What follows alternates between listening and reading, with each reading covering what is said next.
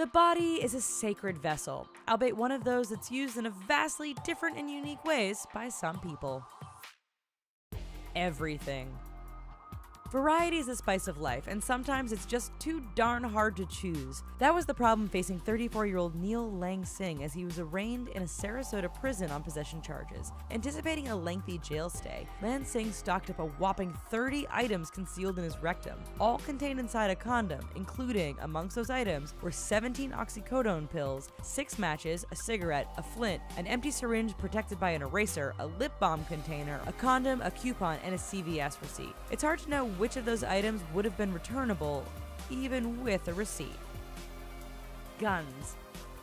The physics on this one seem at best unimaginably uncomfortable and at worst impossible. But North Carolina native Michael Leon Ward still deemed it to be a worthwhile endeavor to store a 38-barrel revolver in his rectum upon being arrested for drunk driving and traffic offenses in early 2012. The 10-inch gun, which was mercifully unloaded, went undiscovered until Ward had been booked into his cell at an Onslow County jail and subject to a routine strip search. It turned out that Ward, who had given a false name initially upon arrest, was wanted on outstanding homicide charges in nearby Georgia.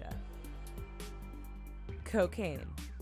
In 2012, a trio of doctors engaged in a comprehensive study on the effects of body packing cocaine, the most popular drug used in body smuggling, for a medical journal. Their extensive research found a sample of 106 adult body packers attempting to conceal cocaine, with a vast majority being male and an average age of 27. Although no patients developed life-threatening symptoms during their observation period, over 70% displayed some symptoms that were consistent with cocaine packing, most notably mild tachycardia and hypertension. In each case, the symptoms vanished immediately once the drugs were discharged from them. Balls of hash.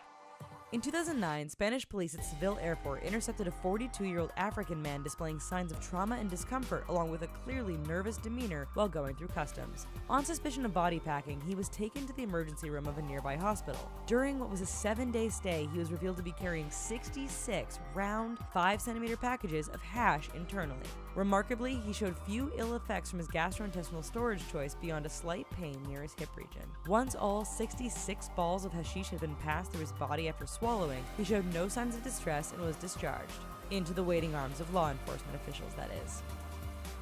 MDMA, or ecstasy.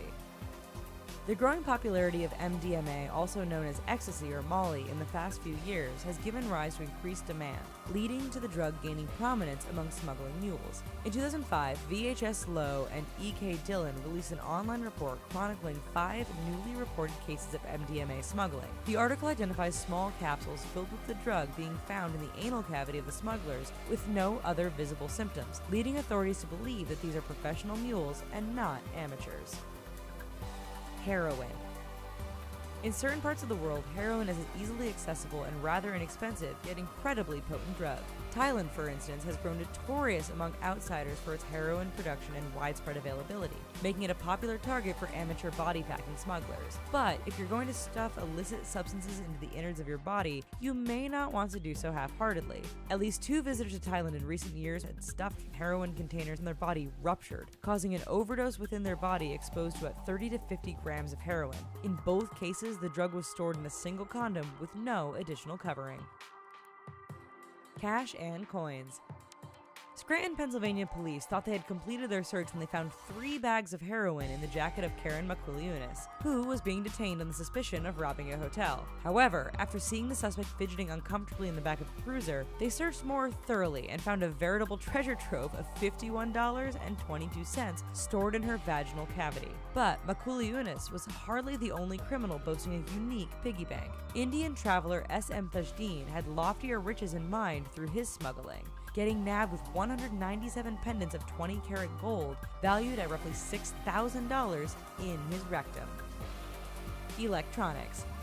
Whereas some prisoners seek to break out of jail as quickly as they can, others have come to terms with their imprisonment and are simply looking to make their stay a little more palatable. Earl Lee Vogt, for instance, hoped to soften his stay at Lakeland, California prison by packing an MP3 player, headphones, and a cell phone in his anus. He had actually gotten away with it too, until a guard happened to notice a pungent smell coming from his cell. While Vogt denied allegations of body packing, his own storage facility gave him away as his rear end was shown to be oozing blood. Saws. William H. Mason was a body-packing prisoner who was ahead of his time. In August of 1934, he and 4 cronies sawed through the bars of their cell in Indiana's Hamilton County Jail using saws from his wooden leg. Mason, who had lost his foot and part of his lower leg to an infection years prior, got a new prosthetic in the mail while incarcerated. What prison officials didn't know, however, was that the fake leg contained saws hidden in the cork part of the foot, enabling the 5 men to saw through the bars of the second-floor window and escape by jumping 12 feet to the ground outside their cell. So what do you think, folks? Which one of these is the most horrifying to you? I might have to go with heroin overdose.